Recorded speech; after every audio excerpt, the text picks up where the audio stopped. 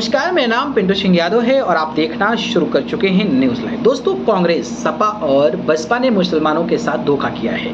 इन पार्टियों ने मुस्लिमों का भी हक मारा है और अति पिछड़ों का भी हक मारे है। भाजपा से ज्यादा गुनाहगार कांग्रेस, बसपा है। आज अखिलेश यादव एक नेता की जाति पूछने पर गरज रहे हैं और दूसरी ओर जाति की राजनीति की बात करके सबको धोखा दे रहे हैं। यह दो मुही राजनीति बंद करो। यह तमाम बातें पंचायती राज और अल्पसंख्यक कल्याण मंत्री और भाजपा प्रमुख ओम प्रकाश राजभर ने रविंद्रालय में आयोजित अल्पसंख्यक पंचायत में की है। उन्होंने कहा है कि यूपी बोर्ड और सीबीएसई बोर्ड की तर्ज पर मदरसा बोर्ड भी होना चाहिए।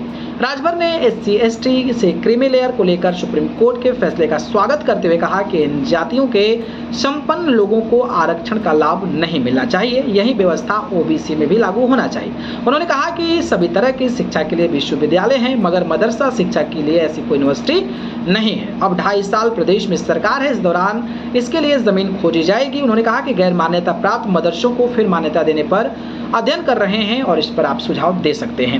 राजभर ने कहा कि आज़ादी से पहले आप हुक्मरान थे, आज़ादी के बाद नौकरियां में आपकी 38% भागीदारी थी।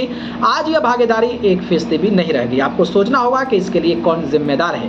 राजभर ने कहा कि पहले कांग्रेस और फिर सपा बसपा ने हमारा हिस्सा लूटा है। राजभर ने कहा कि मेरी पहुंच मुख्यमंत्री से लेकर गृह मंत्री और प्रधानमंत्री तक है।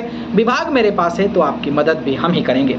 उन्होंने कहा कि हम नहीं कहते हैं कि आप भाजपा को वोट दो, लेकिन PM ने कहा है कि एक हाथ में कुरान और एक हाथ में लैपटॉप देना चाहते हैं। भाजपा राज में IAS की परीक्षा में 51 बच्चे मुस्लिम के पास हुए थे। ऐसा पहली बार हुआ है। बोला मैंने CM, गृह मंत्री और PM ने कहा कि विभाग तो आप दे रहे हो, लेकिन बेहतरी लाने के लिए मुझे जमीन, पैसा और पावर चाहिए। उसका उपयोग करूंगा तो बहुत लोगों का बुरा लगेगा। राजभर ने कहा कि यूपी के किसी मंत्री की औकात नहीं है कि आपके बीच आकर इस तरह बोल सके। कार्यक्रम में अरुण राजभर, इजहार अली, खुर्शीद आलम, मोहम्मद जुबैर, गुड्डू खान आदि उपस्थित रहे।